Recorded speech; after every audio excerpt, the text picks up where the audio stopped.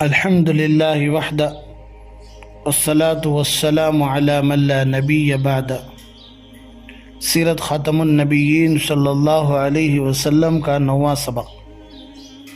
حضرت علی بن یزید بن عبداللہ رحمۃ اللہ علیہ نے اپنے والد سے اور انہوں نے اپنی چاچی سے روایت کیا ہے کہ آپ صلی اللہ علیہ وسلم کی والدہ محترمہ سیدہ آمنہ جب حاملہ ہوئیں تو وہ فرماتی تھی کہ مجھے محسوس نہ ہوا کہ میں حاملہ ہو چکی ہوں اور نہ ہی حمل کا بوجھ محسوس ہوا۔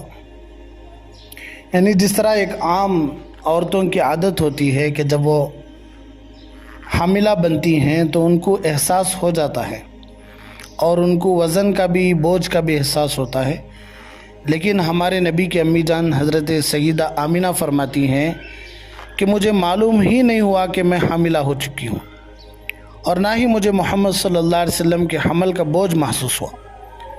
ایک دن میں سو رہی تھی، آدھی نیند میں تھی، تو ایک آنے والے نے آ کر مجھ سے کہا کہ اے آمنہ، کیا تمہیں معلوم ہے کہ تم حاملہ ہو؟ میں نے جواب دیا کہ میں تو نہیں جانتی۔ اس نے کہا کہ اے آمنہ، آپ ایک عظیم الشان امت کے جلیل القدر نبی کو جنم دینے کے لیے حاملہ ہو چکی ہو۔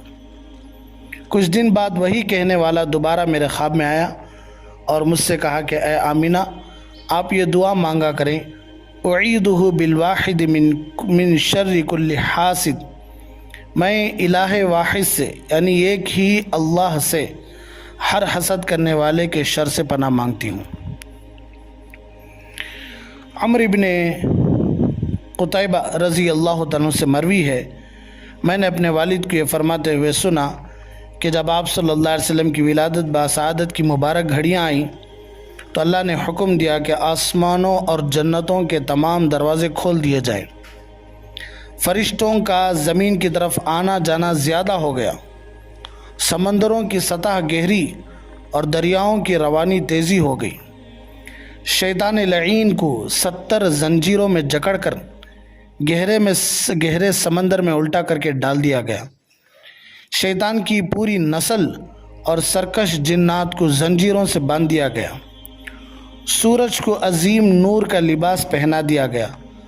70,000 حوریں جو اللہ کے نبی صلی اللہ علیہ وسلم کی پیدائش کا انتظار کر رہی تھیں، ان کو بھیجا گیا۔ اس سال دنیا بھر کی خواتین کے لیے مقدر کر دیا گیا کہ وہ آپ صلی اللہ علیہ وسلم کی برکت کی وجہ سے اولاد نرینہ کو جنم دیں۔ یعنی جس سال اللہ کے نبی صلی اللہ علیہ وسلم کی پیدائش ہوئی، اس سال جو عورت نے اللہ سے دعا مانگی تھی یا اولاد کی وجہ سے پریشان تھی، اللہ نے نبی کی پیدائش کی برکت سے ہر ایک کو بچے دے دیے۔ آپ صلی اللہ علیہ وسلم کی برکت سے ہر درخت نے پھل دیا۔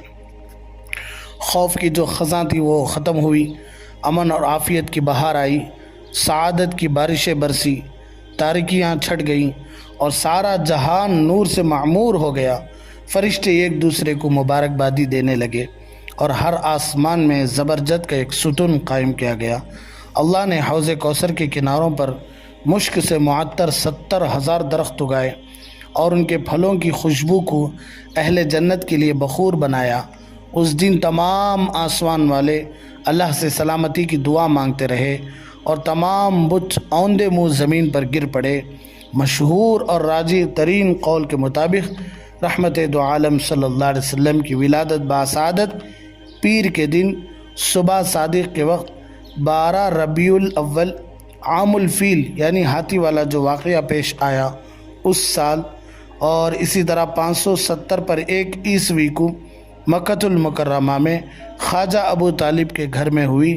اللہ رب العزت سے دعا کریں اللہ ہمارے نذبہ کو قبول فرمائے، آمین۔ وآخر دعوانا ان الحمد للہ رب العالمین۔